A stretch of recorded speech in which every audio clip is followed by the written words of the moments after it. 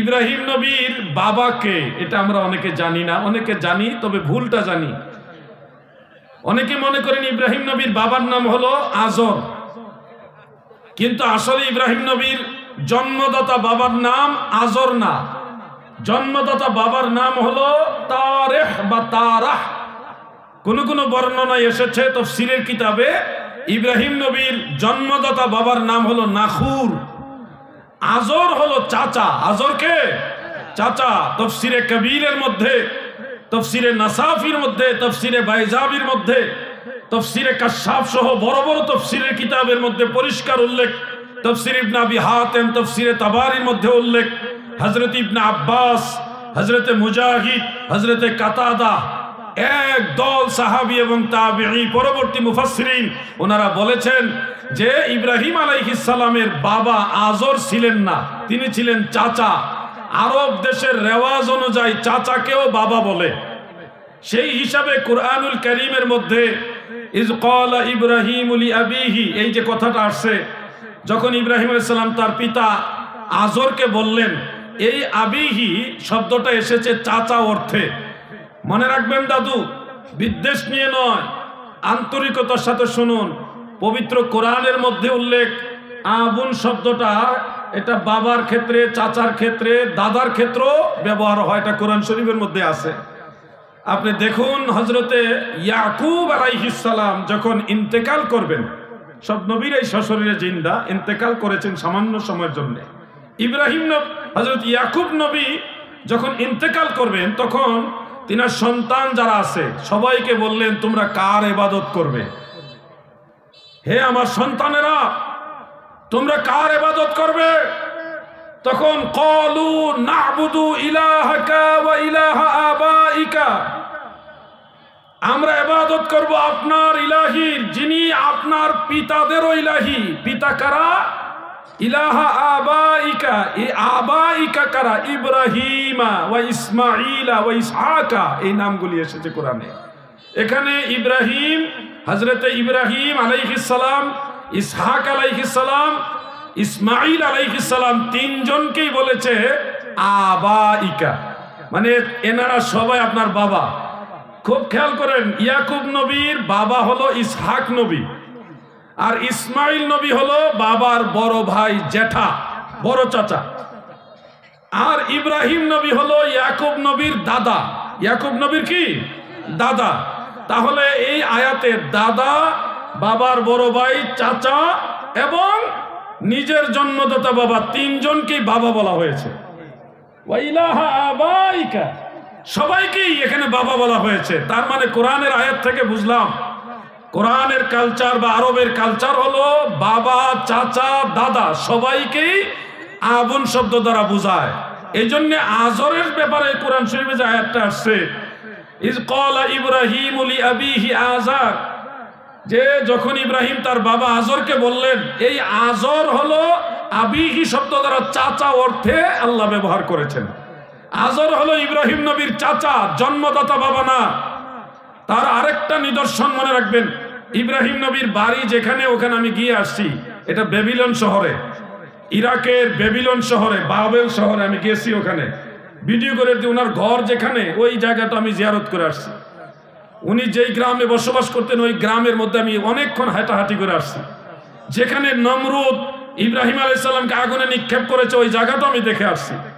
ইব্রাহিম আলাইহিস সালাম তিনি ছিলেন বেবিলনে, এবং বাল্যকালে যখন যুবক বয়স, বিবাহ করার আগের সময়টা, ওই সময় নমরুদ ওনাকে আগুনে নিক্ষেপ করেছিলেন।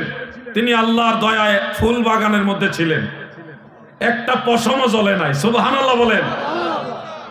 ওই ঘটনার আগে, মানে নমরুদ মারা যাওয়ার আগে, ওনার চাচা আজর মারা যাওয়ার আগে, উনি আজরের জন্য আল্লাহর কাছে দোয়া করছিলেন। আজরের জন্য কি করছিলেন? দোয়া করেছিলেন। তখন আল্লাহ তাআলা এই দোয়া নাকচ করেছেন। মা কানা লিন-নাবিয়্যি ওয়াল্লাযীনা আমানু আন ইস্তাগফিরু লিল মুশরিকিন, কোন নবী এবং মুমিন বান্দাদের জন্য উচিত নয় যে মুশরিকদের জন্য ইস্তেগফার করবে, ক্ষমা চাইবে। তার মানে আজরের জন্য ইব্রাহিম নবীর দোয়াটা আল্লাহ কবুল করলেন না, মানে অ্যাকসেপ্ট করলেন না। এই যে নিষেধাজ্ঞা করে দিলেন, হযরত ইব্রাহিম আলাইহিস সালামের পরে আর আজরের জন্য দোয়া করে নাই। এর কিছুদিন পরেই নমরুদ হযরত ইব্রাহিম আলাইহিস সালামকে আগুনে নিক্ষেপ করার জন্য উদ্যত হলেন। ওই সময় নমরুদ টিটকারি করেছিল, তোমার প্রভু তোমারে বাঁচায় না কেন? আজরও টিটকারি করেছিল, আজরও বলেছিল তুমি যেই প্রভুর কথা বলছো সে তোমাকে বাঁচাচ্ছে না কেন?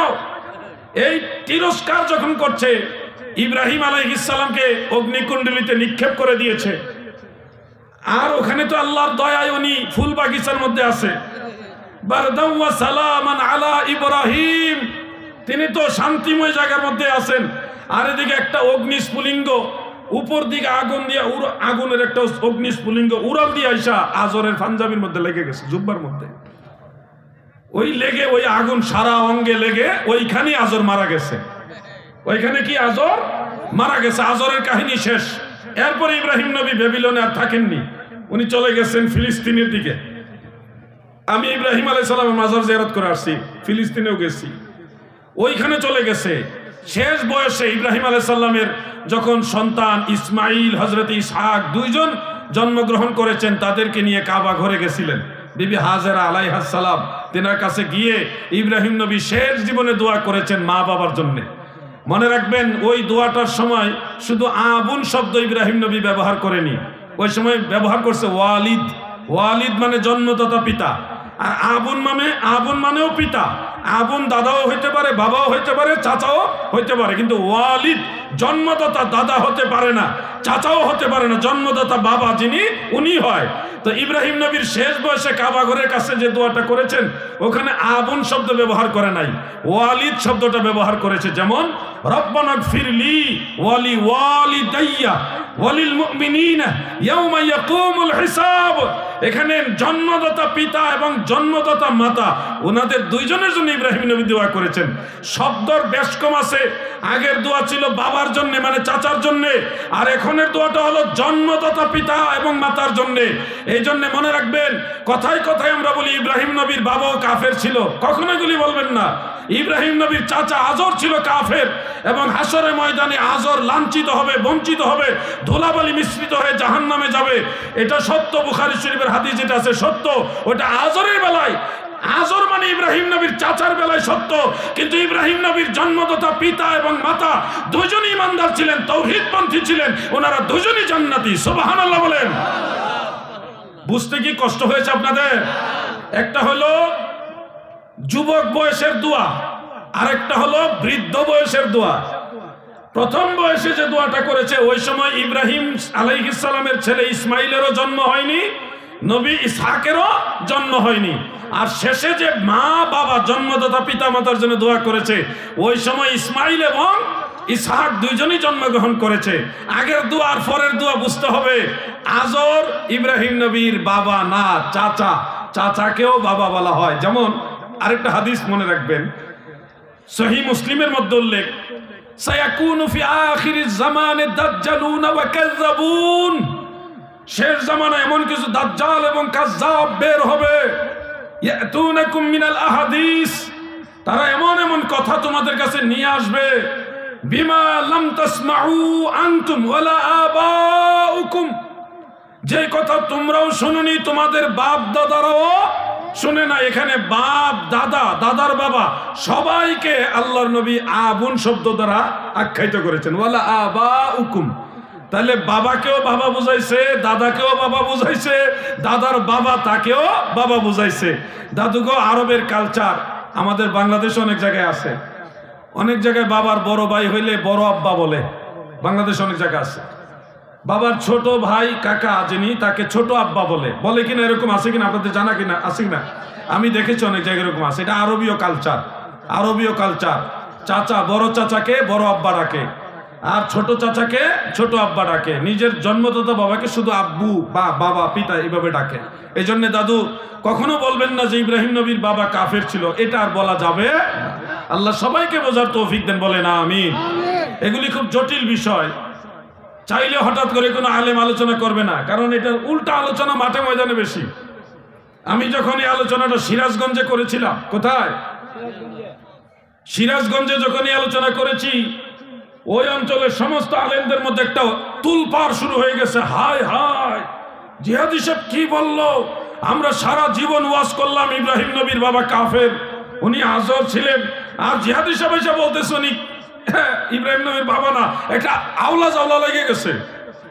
এরপরে আমি যে আয়াত কইছি, হাদিস কইছি, সব তারা খুলে খুলে দেখছে, দেখেছে আলাউদ্দিন জিহাদি যেটা কইছে ওইটাই ঠিক। এবার ঠান্ডা হয়ে গেছে, আওয়াজ নাই। এরা মানুষকে ধোঁকা দেয়। আল্লাহ এই ধোঁকাবাজদের থেকে গোটা মুসলিম মিল্লাতকে হেফাজত করে, বলে না আমিন। আল্লাহুম্মা সাল্লি, মাশাআল্লাহ।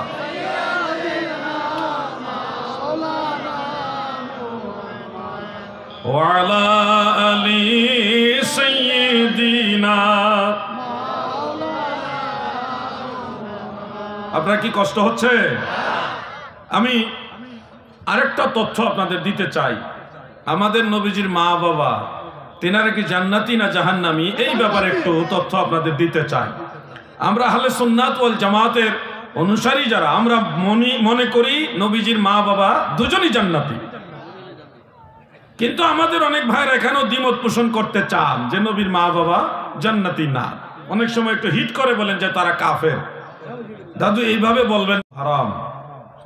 বিষয়বস্তুটা যদিও আগে জানানো হয়নি, মঞ্চে আসার পরে জানানো হয়েছে, এটা কিন্তু মূলত আদবের মধ্যে পড়ে না।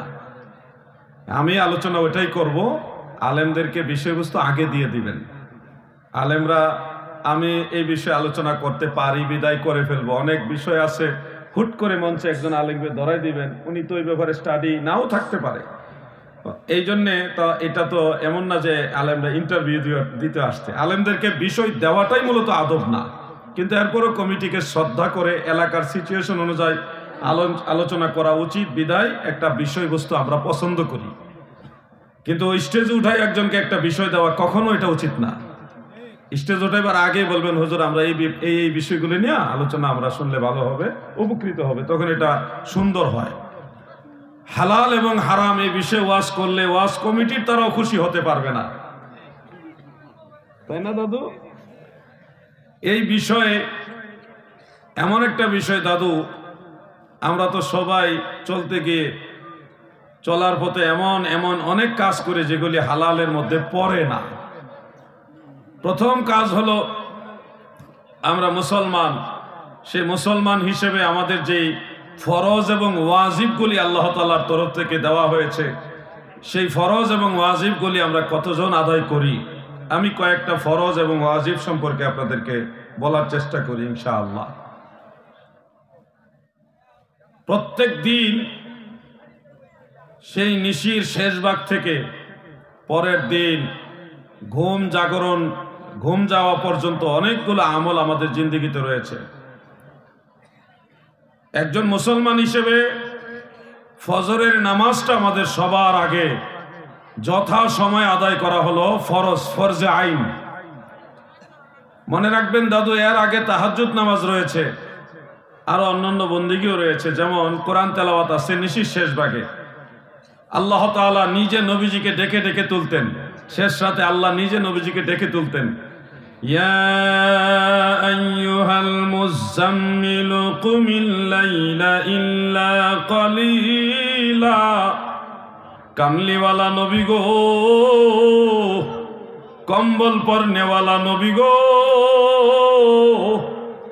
রাতের সামান্য অংশ আপনি কিয়াম করুন, দাঁড়ান। এখানে কুমিল লাইলা ইল্লা কালিলা, এই কুম দ্বারা কিয়ামুল লাইল তথা তাহাজ্জুদ নামাজকে মিন করা হয়েছে। ফাতাহাজ্জাদ বিহি নাফিলাতান লাক, প্রিয় নবীজির জন্য 5 ওয়াক্ত নামাজের পরেও তাহাজ্জুদ নামাজটা অতিরিক্ত ফরজ হিসেবে দেওয়া হয়েছে। সুবহানাল্লাহ। নবীর জন্য এটা ফরজ, আমাদের জন্য ফরজ না, এটা আমাদের জন্য সুন্নত। কিন্তু আমাদের জীবনের প্রথম কাজটাই আমরা অধিকাংশ মানুষ করি না। আল্লাহর রাসূল সাল্লাল্লাহু আলাইহি ওয়াসাল্লাম আমাদেরকে উদ্দেশ্য করে বলেছেন, সহিহ মুসলিমের মধ্যে উল্লেখ, যে রাকাতানে মিনাল ফজর খায়রুম মিনাদ দুনিয়া ওয়া মা ফিহা। ফজরের 2 রাকাত সুন্নত, এই দুনিয়া এবং দুনিয়াতে যত ধন রত্ন যা কিছু আছে সব কিছু যদি এক পাল্লায় রাখে, ফজরের 2 রাকাত সুন্নতের মর্যাদা আরো বেশি হবে। সুবহানাল্লাহ বলেন।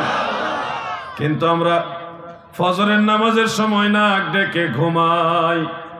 মসজিদের মুয়াজ্জিন কি সুন্দর আজান দেওয়ার আগে আমাদেরকে ডেকে ডেকে বলে, অমন ঘুমায় না রে, নাম জপ মাওলার,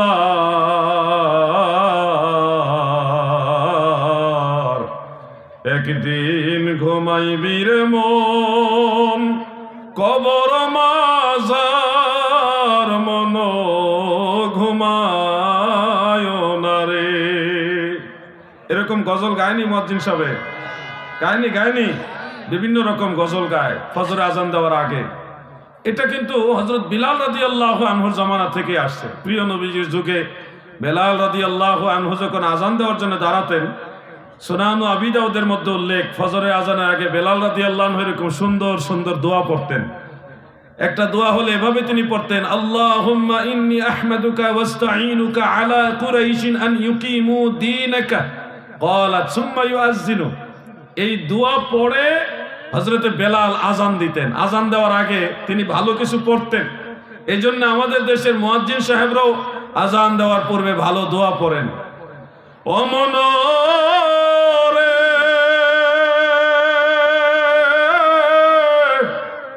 দিন দুনিয়ার বাদশা ছিল নবীজি আমার, সারা রাত্র জিকির করত মাওলার দরবার, মন ঘুমায় না রে, অমন ঘুমায় না রে, নাম জপ মাওলার, একদিন ঘুমাইবি রে মন, কবর মাজার মন ঘুমায় না রে। এই জন্য নিশির শেষ ভাগে ঘুম থেকে উঠে আল্লাহ তাআলার কাছে কিছু বলা উচিত। দুনিয়ার পেরেশানি, কত যায় ঝামেলা আমাদের আছে, কত রোগ বেমার, অসুখ বিসুখ, কত সমস্যা। এই সমস্যাগুলি আমাদের শেষ রাতে আল্লাহ তাআলার কাছে শেয়ার করা উচিত, বলা উচিত। কারণ নিশির শেষ ভাগে আল্লাহ তাআলা মাজাজি অর্থে পৃথিবীর নিকটতম আসমানে নেমে আসেন। আল্লাহর রহমতের দুয়ারটা খুলে দেন, দিয়ে ডেকে ডেকে বলে, হে আমার বান্দা বান্দিরা, তোমরা কে আছো গুনাহগার, আমার কাছে বলো, আমি গুনাহ মাফ করে দিব। তোমরা কে আছো রিজিক প্রত্যাশী, আমার কাছে চাও, আমি তোমাদেরকে অঢেল রিজিক দিব। তোমাদের কার কি প্রয়োজন, আমি আল্লাহর কাছে বলো, আমি তোমাদের সকল চাহিদা পূর্ণ করব। সুবহানাল্লাহ বলেন। ফজরের আজানের আগ পর্যন্ত আল্লাহ তাআলা ডাকেন। এজন্য নিশির শেষ ভাগে আমাদের মুমিন মুসলমানদের কর্মসূচি শুরু হয়। সম্ভব হলে 3টায়, না হলে ফজরের আজানের আধা ঘন্টা আগে ওইটা হইলো কয়েক রাকাত নামাজ তাহাজ্জুদের নিয়তে পড়বেন ইনশাআল্লাহ। বলেন ইনশাআল্লাহ। এরপরে ফজরের নামাজ। দাদুগো, এখানে একটা মাসআলা আপনাদের বলে দেই। ফজরের নামাজ যেহেতু এটা মানুষের ঘুমের সময়ের নামাজ, অধিকাংশ মুসল্লি ফজরের নামাজের জামাত ঠিক মতো পড়তে পারে না। বন্ধু চিনা যায় সফরে, মুসল্লি চিনা যায় ফজরে। ফজরের নামাজের জামাতের দিকে তাকাইলেই বোঝা যায় অরিজিনাল নামাজি কয়জন।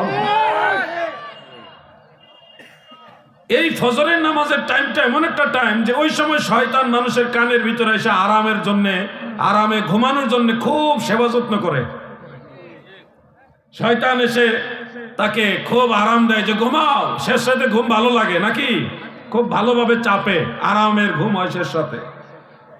এই সময়ে দেখা যায় অনেক সময় অনেক ভালো নামাজি যারা নিয়মিত জামাতে নামাজ পড়ে, ওনাদেরও জামাতে যেতে যেতে একটু দেরি হয়ে যায়। যায়া দেখে ইমাম সাহেব দাঁড়ায় গেছে, এমন তাড়াহুড়া অনেক সময় হয়ে যায় না? আমাদেরও আগে এরকম হয়েছে, এখনো মাঝে মধ্যে এরকম হয়ে যায়। তাড়াহুড়া করে যাইতে যাইতে দেখি একামত শুরু হয়ে গেছে। এই ক্ষেত্রে আমরা সুন্নত নামাজটা কি করব। অন্য নামাজের যে সুন্নত ওগুলি আর ফজরের নামাজের সুন্নত এটা কিন্তু এক না, বেশ কম আছে। সকল সুন্নতের মধ্যে ফজরের নামাজের সুন্নতের মর্যাদা বড়, সুবহানাল্লাহ বলেন। এখন ইমাম সাহেব নামাজে দাঁড়িয়ে গেছেন, এমত অবস্থায় আপনি মসজিদে প্রবেশ করেছেন ফজরের নামাজের উদ্দেশ্যে, কি করবেন? সুন্নত আদায় করবেন নাকি জামাতে শরীক হয়ে যাবেন? এই বিষয়টা নিয়ে একটু হেজিটেশনে ভুগবেন আপনারা। এই ক্ষেত্রে মাসআলা হলো, ফজরের নামাজ যদি সবেমাত্র শুরু হয়ে থাকে, প্রথম রাকাত ইমাম সাহেব এইমাত্র প্রথম রাকাত শুরু করলেন, তখন আপনার জন্য মাসআলা হলো আপনি জামাত থেকে একটু দূরে দাঁড়াবেন, বারান্দায় অথবা জামাতের যে কাতার এখান থেকে একটু পিছনে যাবেন, যে 2 রাকাত সুন্নত নামাজের তরতিব ঠিক রেখে সংক্ষিপ্ত পরিসরে আদায় করবেন, ছোট ছোট সূরা দিয়ে আদায় করে তারপরে ইমাম সাহেবের সাথে জামাতের দ্বিতীয় রাকাতে গিয়ে শরীক হবেন। 1 রাকাত ছুটে গেলেও আপনি পরে ইমাম সাহেব ডান দিকে সালাম ফিরাইলে দাঁড়াইয়া আরেক রাকাত আপনি আদায় করবেন। এতে করে আপনার সুন্নত আদায় হবে, জামাতও পাওয়া হয়ে যাবে। কেন ইমাম সাহেবের সাথে গিয়ে জামাতে শরীক না হয়ে সুন্নত পরে তারপরে জামাতে শরীক হওয়ার গুরুত্বটা এভাবে কেন দেওয়া হলো? এর পিছনে হাকিকত হলো, সহিহ বুখারী ও মুসলিমের মধ্যে হাদিস উল্লেখ রয়েছে, আন আবি হুরায়রা রাদিয়াল্লাহু তাআলা আনহু قال عن أبي هريرة رضي الله عنه نهى رسول الله صلى الله عليه وسلم عن صلاة بعد الفجر حتى تطلع الشمس وبعد العصر حتى تغرب الشمس رواه البخاري سبحان الله বলেন। হযরত আবু হুরায়রা বলেন, নাহা রাসূলুল্লাহ সাল্লাল্লাহু আলাইহি ওয়াসাল্লাম আন সালাতিল ফজরি বাদাল ফজরি, ফজরের জামাতের পরে, হাত্তা তাতলু আশ-শামস, সূর্য উদয়ের আগে এই সময়ে নামাজ পড়তে নিষেধ করেছেন। কথাটা ভালো করে খেয়াল করবেন, ফজরের জামাতের পরে সূর্য উদয়ের আগে এই সময়ে সকল প্রকার সুন্নত নফল নামাজ পড়তে প্রিয় নবীজি নিষেধ করেছেন। ওয়া বাদাল আসরি হাত্তা তাগরুব আশ-শামস, আসরের নামাজ জামাত যখন শেষ হয়ে যাবে, সূর্য অস্ত যাওয়ার আগ পর্যন্ত এই সময়ে সকল প্রকার সুন্নত নফল নামাজ পড়তে প্রিয় নবীজি নিষেধ করেছেন। যেহেতু ফজরের জামাতের পরে সূর্য উদিত হওয়ার আগে এই টাইমে সুন্নত নফল নামাজ পড়া নিষেধ, সেহেতু আপনি যদি জামাত চলাকালীন 2 রাকাত নামাজ সুন্নত আদায় না করেন, তাহলে ফজরের সুন্নত আদায় করতে হবে সূর্য উদয়ের পরে। এত সময় মুসল্লিরা বসে থাকে বা থাকবে এই আশঙ্কাটা কম। এই জন্যে সাহাবীদের মধ্যে এক জামাত সাহাবী, আপনারা তাদের নামও শুনেছেন, হযরত ওমর ফারুক রাদিয়াল্লাহু আনহু, নাম শুনছেন কিনা? ওনার জমানায় এক দল তাবেঈ এবং সাহাবীদের মধ্যে প্রিয় নবীজির আপন চাচাতো ভাই হযরত আব্দুল্লাহ ইবনে আব্বাস রাদিয়াল্লাহু আনহুমা, হযরত আব্দুল্লাহ ইবনে মাসউদ, যিনি সাহাবীদের মধ্যে মুফতি ছিলেন, মারহাবা বলেন। এরপরে হযরত আব্দুল্লাহ ইবনে ওমর রাদিয়াল্লাহু আনহুমা, এই ধরনের বিখ্যাত সাহাবীরা যখন ফজরের জামাতে পড়ার জন্য শরীক হওয়ার জন্য যেতেন, গিয়ে যখন দেখতেন জামাত শুরু হয়ে গেছে, তখন ওই সাহাবীরা কি করতেন? মসজিদের বারান্দায় বা জামাত থেকে একটু দূরে অবস্থান করে 2 রাকাত সাল্লা রাকাতাইনে খাফিফাতাইনে, সংক্ষিপ্ত পরিসরে তিনারা সুন্নত আদায় করে তারপরে জামাতে শরীক হইতেন। সুবহানাল্লাহ বলেন। প্রিয় ভাই আমার, বন্ধুরা আমার, কিন্তু আমরা দেখি অনেক লামাযহাবী আছে, তারা এই মাসালাটার বিরোধিতা করে, তারা বলে আমরা হানাফিরা যেই নিয়মে জামাত চলাকালীন সময় যে সুন্নত পড়ি, এটাকে তারা বলতেছে এটা বিদআত। আমি সেই ভাইদেরকে বলবো, আপনি যে বিদআত বলবেন, এই ফতোয়া তো আল্লাহর রাসূলের সাহাবীদের উপরে গিয়ে পড়ে যায়। কারণ জামাত চলাকালীন সময়ে সংক্ষিপ্ত পরিসরে সাহাবারা সুন্নত পড়েছেন, আমরা সাহাবীদের পথে আছি। আপনারা বলেন সাহাবায়ে কেরাম কি বিদআতি? সাহাবায়ে কেরাম কি ভুল পথে ছিলেন? কোনোদিনও না। এই জন্য সাহাবীরা যা করেছেন নবীর কাছ থেকে শিখেই করেছেন। আল্লাহ রসুল যেইভাবে বলেছেন সাহাবায়ে কেরাম ওইভাবে আমল করেছেন। হ্যাঁ, আপনারা যদি মনে করেন না আমি 2 রাকাত ইমাম সাহেবের সাথে জামাতে পড়ব, তাহলে 2 রাকাত ইমাম সাহেবের সাথে জামাতে আদায় করে নেবেন। যখন ইমাম সাহেব সালাম ফিরাবেন, ওনার সাথে বসে তাসবিহ তাহলিল দোয়া ইস্তেগফার এগুলি করে বসে থাকবেন। সূর্য উদয়ের পরে আপনারা সুন্নত পড়বেন, ফজরের সুন্নতটা এটা পরে নেবেন, ওই ইখতিয়ারও আছে আপনার। কিন্তু আপনি এটা বলতে পারবেন না যে জামাতের প্রথম সময় হানাফি মুসল্লিরা তারা যে 2 রাকাত সুন্নত আদায় করে এটা ভুল অথবা বিদআত, এটা বলা যাবে না। আল্লাহ যেন এই ভাইদের বুঝার তৌফিক দেন, বলেন আমিন। আমার ভাইয়েরা গো, ফজরের নামাজের এই গুরুত্বপূর্ণ মাসআলাটা যুবক ভাইদের একটু মনে রাখা উচিত, কারণ এই জামানাটা ফিতনার জামানা, চতুর্দিকে ফিতনা আর ফিতনা। দেখবেন নতুন নতুন শায়েখ বের হয়ে আপনাদেরকে বিভিন্ন ধরনের মাসআলা মাসাইলে কনফিউশনে ফেলে দিবে। এজন্য আমার মুর্শিদ কেবলা বলতেন, ভবে হাটেতে হাটকো কিনতে সে চিনতে, নারী লিপিত লোকে মিকেল, বাহিরের রূপে ধাঁধা লাগিল রে তুই, মজিলিমা কালো দেখে ভেলো, রক্ষা কর মুরে শত্রু হস্ত হতে পদ, খঞ্জ করো পাপ পথে যেতে, শক্তি দিও যেতে মক্কা মদিনাতে, নিজ গুণে ক্ষমদাসে এলাহি, আল্লাহুম্মা মহব্বতে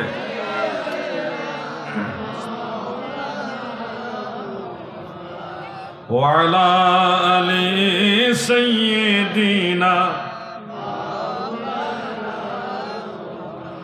প্রিয় ভাই আমার, বন্ধুরা আমার, এই ফজরের নামাজ হলো আমাদের জীবনের সবচেয়ে গুরুত্বপূর্ণ নামাজ। এই নামাজ পড়ে আপনি যখন কাজ করবেন, দেখবেন প্রতিটা কাজ আপনার দিনের বেলায় সহজ হয়ে যাবে। ট্রাই করে দেখেন না কিছুদিন। ইমাম মুনজিরি রহমাতুল্লাহ আলাইহি তারগীব ওয়া তারহিবের মধ্যে বেশ কয়েকটা হাদিস এক জায়গায় জমা করেছেন। আল্লাহ তাআলা বলেছেন হাদিসে কুদসি যে আমার বান্দারা যখন নামাজ যথাসময়ে আদায় করে, তখন সকল দায় দায়িত্ব আমি আল্লাহর উপরে চলে আসে, তার সকল কাজ আমি সহজ করে দেই। সুবহানাল্লাহ বলেন। আর যখন যথাসময়ে আপনি নামাজ আদায় না করবেন, দেখবেন পেরেশানি শেষ হয় না, আপনার ঝামেলাই শেষ হবে না।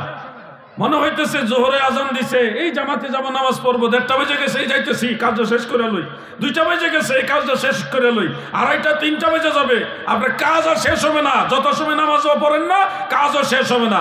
টাইম মতো নামাজ পড়ে নেন, যে কোনো কঠিন কাজ আল্লাহ আপনাকে সহজ করে দিবে। সুবহানাল্লাহ বলেন। বিশ্বাস আসেনি আল্লাহর উপরে? সবাই বলেন আছে কিনা ভাই? আচ্ছা ভাই, মনে দেরিতে আছে।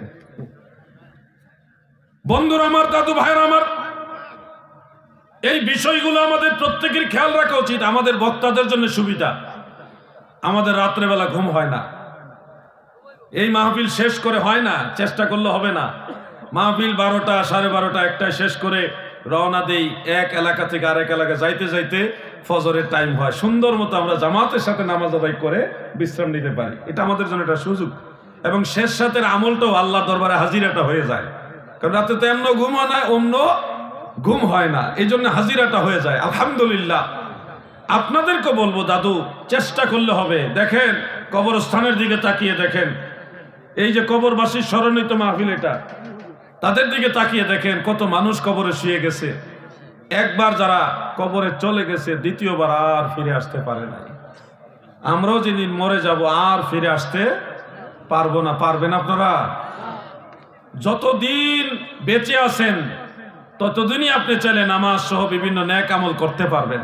যেদিন আপনি মরে যাবেন, আপনার আমল নামা বন্ধ হয়ে যাবে। ইজা মাতাল ইনসান ইনকিতাআল আমালু আনহু, মানুষ যখন মারা যায় তার সকল আমলের দরজা বন্ধ হয়ে যায়। আমলের দরজা বন্ধ হয়ে যায়, এটার অর্থ এই না যে অন্য কেউ দোয়া করলে সে উপকৃত হবে না, বরং সে নিজের থেকে আর কোনো আমল করতে পারবে না। নামাজ পড়তে পারবে না, জিকিরও করতে পারবে না, তাসবিহ তাহলিল কোনো আমল করতে পারবে না। কিন্তু বাইরের কোনো মুমিন মুসলমান যদি তার জন্য দোয়া করে, ইস্তেগফার করে তার পক্ষে আল্লাহর কাছে ক্ষমা চায়, ইসালে সওয়াব করে, তাহলে সেটার দ্বারা অবশ্যই সে উপকৃত হবে। যেমন আল্লাহ নিজেই দোয়া শিখাইছেন, সেই দোয়াটা হলো রব্বিরহামহুমা কামা রাব্বায়ানি সগীরা। বলেন না, রব্বিরহামহুমা কামা রাব্বায়ানি। মা বাবার জন্য দোয়া করবেন। সন্তান যদি মা বাবার জন্য এইভাবে দোয়া করে, ওই দুয়ার বরকতে কবরের আযাব আল্লাহ মাফ করে কবর জান্নাতের বাগান বানায়া দেয়। অন্যান্য মুসলমানদের জন্য দোয়া করার দোয়া আল্লাহ নিজে শিক্ষা দিয়েছেন, যেমন রব্বানা গফির লানা ওয়া লিইখওয়ানিনা আল্লাযীনা সাবাকুনা বিল ঈমান।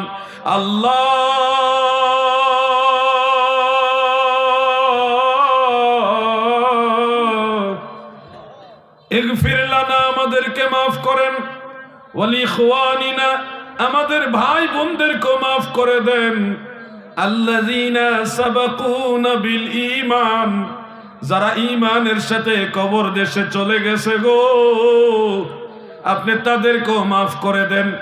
এই যে দোয়া শিখাইছে আল্লাহ, যেহেতু মরা মানুষের ক্ষমা প্রার্থনার জন্য আল্লাহ নিজে দোয়া শিখাইছে, সেহেতু অবশ্যই জীবিতরা, যুবকেরা, মুরব্বীরা ওই কবরবাসী মুর্দেগানের জন্য যদি দোয়া করেন, তাদের জন্য আল্লাহর কাছে ক্ষমা চান, এই উসিলায় অবশ্যই আমার আল্লাহ তাদেরকে মাফ করে দিবে।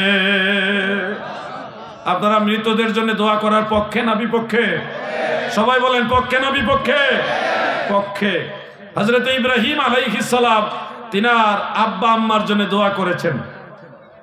ইব্রাহিম নবী দোয়া করেছেন কাবা ঘরের কাছে দাঁড়িয়ে, রব্বানা গফিরলি ওয়া লিওয়ালিদাইয়া ওয়া লিল মুমিনিনা ইয়াওমা ইয়াকুমুল হিসাব। আল্লাহ আমাকে এবং আমার পিতা মাতাকে ক্ষমা করে দেন। রব্বানা গফিরলি ওয়া লিওয়ালিদাইয়া, নবীজির পিতা মাতা দুইজনের জন্য দোয়া করেছেন, আল্লাহ যেন মাফ করে দেন। এখানে একটা মাসআলা আপনাদের বলে রাখি, আপনাদের কাজে লাগবে। ইব্রাহিম নবীর বাবাকে, এটা আমরা অনেকে জানি না, অনেকে জানি তবে ভুলটা জানি। অনেকে মনে করেন ইব্রাহিম নবীর বাবার নাম হলো আজর, কিন্তু আসলে ইব্রাহিম নবীর জন্মদাতা বাবার নাম আজর না, জন্মদাতা বাবার নাম হলো তারেহ বা তারাহ। কোন কোন বর্ণনায় এসেছে তাফসীরের কিতাবে ইব্রাহিম নবীর জন্মদাতা বাবার নাম হলো নাখুর, আজর হলো চাচা। আজরকে চাচা। তাফসীরে কবীরের মধ্যে, তাফসীরে নাসাফির মধ্যে, তাফসীরে বাইজাবির মধ্যে, তাফসীরে কাশাফ সহ বড় বড় তাফসীরের কিতাবের মধ্যে পরিষ্কার উল্লেখ। তাফসীর ইবনে আবি হাতিম, তাফসীরে তাবারির মধ্যে উল্লেখ। হযরত ইবনে আব্বাস, হযরত মুজাহিদ, হযরত কাতাদা, এক দল সাহাবী এবং তাবিঈ, পরবর্তী মুফাসসিরিন, ওনারা বলেছেন যে ইব্রাহিম আলাইহিস সালামের বাবা আজর ছিলেন না, তিনি ছিলেন চাচা। আরব দেশের রেওয়াজ অনুযায়ী চাচাকেও বাবা বলে। সেই হিসাবে কুরআনুল কারীমের মধ্যে ইজ ক্বালা ইব্রাহিমু লিআবিহি, এই যে কথাটা আসছে, যখন ইব্রাহিম আলাইহিস সালাম তার পিতা আজরকে বললেন, এই আবিহি শব্দটা এসেছে চাচা অর্থে। মনে রাখবেন দাদু, বিদ্বেষ নিয়ে নয়, আন্তরিকতার সাথে শুনুন।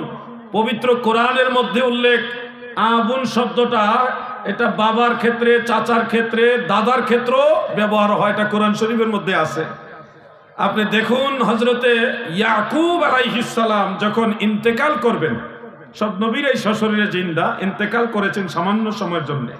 ইব্রাহিম হযরত ইয়াকুব নবী যখন ইন্তেকাল করবেন, তখন তিনার সন্তান যারা আছে সবাইকে বললেন, তোমরা কার ইবাদত করবে? হে আমার সন্তানেরা, তোমরা কার ইবাদত করবে?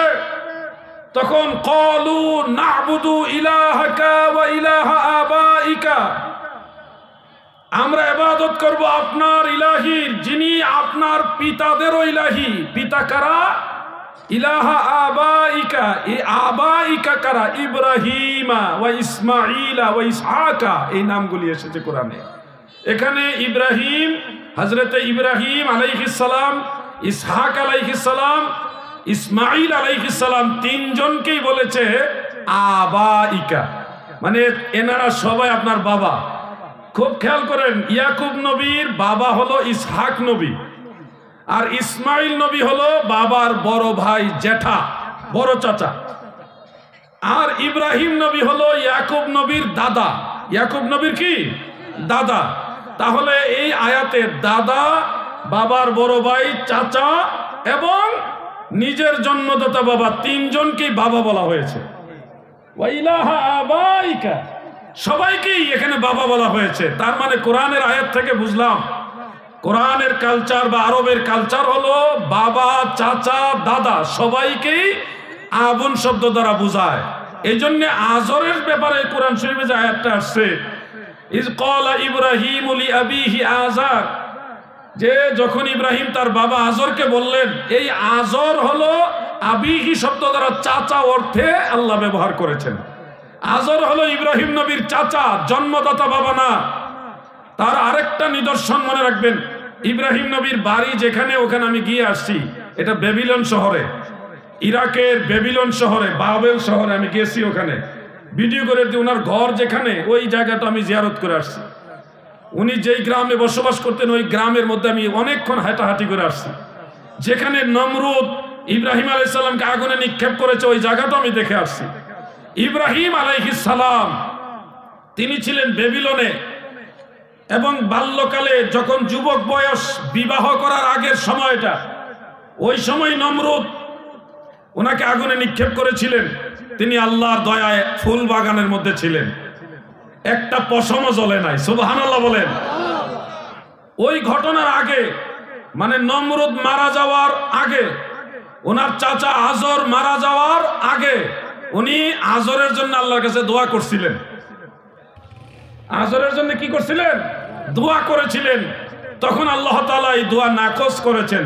মা কানা লিন-নাবিয়্যি ওয়াল্লাযীনা আমানু আন ইস্তাগফিরু লিল মুশরিকিন, কোন নবী এবং মুমিন বান্দাদের জন্য উচিত নয় যে মুশরিকদের জন্য ইস্তেগফার করবে, ক্ষমা চাইবে। তার মানে আজরের জন্য ইব্রাহিম নবীর দোয়াটা আল্লাহ কবুল করলেন না, মানে অ্যাকসেপ্ট করলেন না। এই যে নিষেধাজ্ঞা করে দিলেন, হযরত ইব্রাহিম আলাইহিস সালামের পরে আর আজরের জন্য দোয়া করে নাই। এর কিছুদিন পরেই নমরুদ হযরত ইব্রাহিম আলাইহিস সালামকে আগুনে নিক্ষেপ করার জন্য উদ্যত হলেন। ওই সময় নমরুদ টিটকারি করেছিল, তোমার প্রভু তোমারে বাঁচায় না কেন? আজরও টিটকারি করেছিল। আজরও বলেছিল, তুমি যেই প্রভুর কথা বলছো সে তোমাকে বাঁচাচ্ছে না কেন? এই তিরস্কার যখন করছে, ইব্রাহিম আলাইহিস সালামকে অগ্নিকুণ্ডলিতে নিক্ষেপ করে দিয়েছে। আর ওখানে তো আল্লাহর দয়ায় উনি ফুল বাগিচার মধ্যে আছে। বারদাম ওয়া সালামান আলা ইব্রাহিম, তিনি তো শান্তিময় জায়গার মধ্যে আছেন। আর এদিকে একটা অগ্নিস্ফুলিঙ্গ, উপর দিকে আগুন দিয়ে, আগুনের একটা অগ্নিস্ফুলিঙ্গ উড়াল দিয়ে আইসা আজরের পাঞ্জাবির মধ্যে লেগে গেছে, জুব্বার মধ্যে। ওই লেগে, ওই আগুন সারা অঙ্গে লেগে ওইখানে আজর মারা গেছে। ওইখানে কি আজর মারা গেছে। আজরের কাহিনী শেষ। এরপরে ইব্রাহিম নবী বেবিলনে আর থাকেননি, উনি চলে গেছেন ফিলিস্তিনের দিকে। আমি ইব্রাহিম আলাইহিস সালামের মাজার জিয়ারত করে আসছি, ফিলিস্তিনেও গেছি। ওইখানে চলে গেছে। শেষ বয়সে ইব্রাহিম আলাইহিস সালামের যখন সন্তান ইসমাইল, হযরত ইসহাক দুইজন জন্মগ্রহণ করেছেন, তাদেরকে নিয়ে কাবা ঘরে গেছিলেন। বিবি হাজেরা আলাইহাস সালাম, তেনার কাছে গিয়ে ইব্রাহিম নবী শেষ জীবনে দোয়া করেছেন মা বাবার জন্যে। মনে রাখবেন, ওই দোয়াটার সময় শুধু আবুন শব্দ ইব্রাহিম নবী ব্যবহার করেনি, ওই সময় ব্যবহার করছে ওয়ালিদ। ওয়ালিদ মানে জন্মদাতা পিতা, আর আবুন মানেও পিতা। আবুন দাদাও হইতে পারে, বাবাও হইতে পারে, চাচাও হইতে পারে, কিন্তু ওয়ালিদ জন্মদাতা দাদা হতে পারে না, চাচাও হতে পারে না। জন্মদাতা বাবা যিনি, উনি হয়। তো ইব্রাহিম নবীর শেষ বয়সে কাবা ঘরের কাছে যে দোয়াটা করেছেন, ওখানে আবুন শব্দ ব্যবহার করে নাই, ওয়ালিদ শব্দটা ব্যবহার করেছে। যেমন রব্বানা গফিরলি ওয়ালি ওয়ালিদাইয়া ওয়ালিল মুমিনিনা ইয়াওমা ইয়াকুমুল হিসাব। এখানে জন্মদাতা পিতা এবং জন্মদাতা মাতা, ওনাদের দুইজনের জন্য ইব্রাহিম নবী দোয়া করেছেন। শব্দর বেশ কম আছে। আগের দোয়া ছিল বাবার জন্য, মানে চাচার জন্য, আর এখনের দোয়াটা হলো জন্মদাতা পিতা এবং মাতার জন্য। এই জন্য মনে রাখবেন, কথায় কথায় আমরা বলি ইব্রাহিম নবীর বাবাও কাফের ছিল, কখনো এগুলি বলবেন না। ইব্রাহিম নবীর চাচা আজর ছিল কাফের, এবং হাসরের ময়দানে আজর লাঞ্ছিত হবে, বঞ্চিত হবে, ধুলাবালি মিশ্রিত হয়ে জাহান্নামে যাবে। এটা সত্য, বুখারী শরীফের হাদিস যেটা আছে সত্য। ওটা আজরের বেলায়, আজর মানে ইব্রাহিম নবীর চাচার বেলায় সত্য, কিন্তু ইব্রাহিম নবীর জন্মদাতা পিতা এবং মাতা দুজনই ইমানদার ছিলেন, তাওহীদপন্থী ছিলেন, ওনারা দুজনই জান্নাতি। সুবহানাল্লাহ বলেন। বুঝতে কি কষ্ট হয়েছে আপনাদের? একটা হলো যুবক বয়সের দোয়া, আরেকটা হলো বৃদ্ধ বয়সের দোয়া। প্রথম বয়সে যে দোয়াটা করেছে, ওই সময় ইব্রাহিম আলাইহিস সালামের ছেলে ইসমাইলেরও জন্ম হয়নি, নবী ইসহাকেরও জন্ম হয়নি। আর শেষে যে মা বাবা জন্মদাতা পিতা মাতার জন্য দোয়া করেছে, ওই সময় ইসমাইল এবং ইসহাক দুইজনই জন্মগ্রহণ করেছে। আগের দোয়া আর পরের দোয়া বুঝতে হবে। আজর ইব্রাহিম নবীর বাবা না, চাচা, চাচাকেও বাবা বলা হয়। যেমন আরেকটা হাদিস মনে রাখবেন, সহিহ মুসলিমের মধ্যে উল্লেখ, সায়াকুনু ফি আখিরিজ জামানে দাজ্জালুন ওয়া কাযযাবুন, শেষ জামানায় এমন কিছু দাজ্জাল এবং কাযযাব বের হবে। ইয়াতুনাকুম মিনাল আহাদিস, তারা এমন এমন কথা তোমাদের কাছে নিয়ে আসবে, বিমা লাম তাসমাউ আনতুম ওয়ালা আবাউকুম, যে কথা তোমরাও শুনোনি, তোমাদের বাপ দাদারাও শুনে না। এখানে বাপ দাদা, দাদার বাবা সবাইকে আল্লাহর নবী আবুন শব্দ দ্বারা আখ্যায়িত করেছেন, ওয়ালা আবাউকুম। তাহলে বাবাকেও বাবা বুঝাইছে, দাদাকেও বাবা বুঝাইছে, দাদার বাবা তাকেও বাবা বুঝাইছে। দাদুগো আরবের কালচার আমাদের বাংলাদেশে অনেক জায়গায় আছে। অনেক জায়গায় বাবার বড় ভাই হইলে বড় আব্বা বলে, বাংলাদেশে অনেক জায়গায় আছে। বাবার ছোট ভাই কাকা যিনি, তাকে ছোট আব্বা বলে, বলে কিনা এরকম আছে কিনা আপনাদের জানা কিনা, আছে কিনা? আমি দেখেছি অনেক জায়গায় এরকম আছে। এটা আরবীয় কালচার, আরবীয় কালচার। চাচা বড় চাচাকে বড় আব্বা ডাকে, আর ছোট চাচাকে ছোট আব্বা ডাকে, নিজের জন্মদাতা বাবাকে শুধু আব্বু বা বাবা পিতা এইভাবে ডাকে। এই জন্য দাদু কখনো বলবেন না যে ইব্রাহিম নবীর বাবা কাফের ছিল, এটা আর বলা যাবে। আল্লাহ সবাইকে বোঝার তৌফিক দেন, বলে না আমিন। এগুলি খুব জটিল বিষয়, চাইলে হঠাৎ করে কোনো আলেম আলোচনা করবে না, কারণ এটার উল্টা আলোচনা মাঠে ময়দানে বেশি। আমি যখন এই আলোচনাটা সিরাজগঞ্জে করেছিলাম, কোথায়? সিরাজগঞ্জে যখন এই আলোচনা করেছি, ওই অঞ্চলের সমস্ত আলেমদের মধ্যে একটা তুলপাড় শুরু হয়ে গেছে। হায় হায়, জিহাদি সাহেব কি বললো? আমরা সারা জীবন ওয়াজ করলাম ইব্রাহিম নবীর বাবা কাফের, উনি আজর ছিলেন, আর জিহাদি সাহেব এসে বলতেছে উনি ইব্রাহিম নবীর বাবা না। একটা আওলা জাওলা লেগে গেছে। এরপরে আমি যে আয়াত কইছি, হাদিস কইছি, সব তারা খুলে খুলে দেখছে, দেখেছে আলাউদ্দিন জিহাদি যেটা কইছে ওইটাই ঠিক। এবার ঠান্ডা হয়ে গেছে, আওয়াজ নাই। এরা মানুষকে ধোঁকা দেয়। আল্লাহ এই ধোঁকাবাজদের থেকে গোটা মুসলিম মিল্লাতকে হেফাজত করে, বলে না আমিন। আল্লাহুম্মা সাল্লি, মাশাআল্লাহ।